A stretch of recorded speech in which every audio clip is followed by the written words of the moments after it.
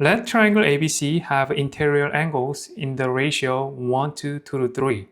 What is the measure of its largest exterior angle?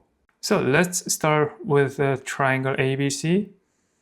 And the ratios of the interior angles are 1 to 2 to 3, right?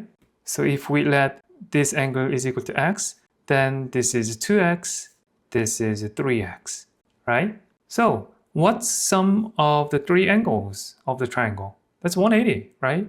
So x plus 2x plus 3x, that is equal to 180. So 6x is equal to 180, then x is equal to 30, right? So this is 30 degrees, this is 60 degrees, this is 90 degrees. So what was the question?